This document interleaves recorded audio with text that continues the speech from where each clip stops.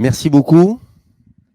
Je voulais tout d'abord remercier Finance Innovation, auquel on est dans, dans les locaux, et pour cette conférence euh, extrêmement importante, avec une question, l'éthique, où c'est vrai que c'est une recherche permanente.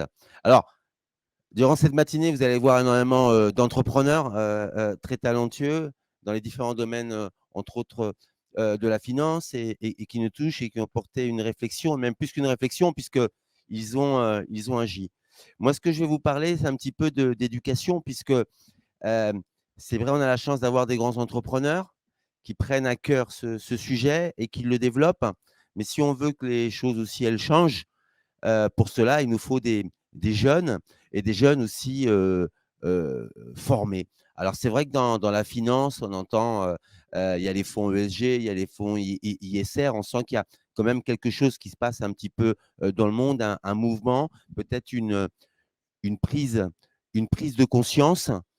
Mais si on souhaite aller un petit peu plus loin, on a besoin aussi des jeunes. Et puis, il faut se poser aussi la question, ces jeunes qui sont formés aujourd'hui, ces établissements, est-ce qu'ils ont pris aussi ce virage, ou en tout cas cette réflexion, je dirais, cette réflexion de l'éthique.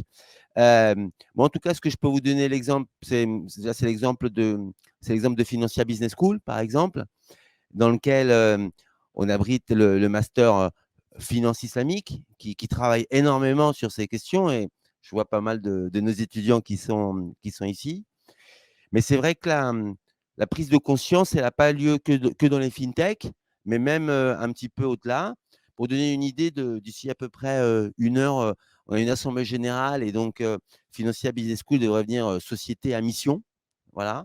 Donc, c'était déjà un petit peu dans notre ADN, et avec différentes forces majeures, c'est-à-dire une volonté aussi d'étudiants, mais une volonté aussi des professeurs. En fait, c'est finalement tout un écosystème qui va autour, et développe toutes ces questions-là. Donc, c'est pour ça que je suis assez optimiste, puisqu'aujourd'hui, dans la plupart des formations, on intègre ces questions d'éthique, et en tout cas, on voit qu'il y a une forte demande. Voilà. Alors, une fois être société à mission, on ne s'arrête pas là, puisqu'on fait partie de la communauté Lucie 26000, qui est une norme ISO, entre autres pour l'enseignement. Et nous sommes dans les premières écoles à avoir adhéré à cette norme, mais nous ne sommes pas les seuls. Donc, il y a un vrai mouvement de fond aussi dans l'enseignement qui est présent. Et puis, naturellement, on a un audit au mois de mai, et ensuite, on aimerait continuer, entre autres, avec des normes américaines comme B Corp, par exemple. Et tout ça, je peux parler un petit peu de mon expérience, tout ça nous a permis, entre autres, de réfléchir à la manière de transmettre la connaissance, en sachant que ces jeunes-là seront sûrement les futurs entrepreneurs de demain. Donc, ça a vraiment une très grande importance. Mais pas seulement, parce que souvent dans l'enseignement, on est très concentré dans la transmission de savoir, mais c'est aussi une entreprise dans laquelle il y a des salariés qui œuvrent quotidiennement pour transmettre aussi ce savoir. Et c'est vrai que toutes ces normes, ou éventuellement ces labels, nous ont beaucoup apporté, entre autres dans la réflexion du travail qu'on avait déjà effectué. Voilà.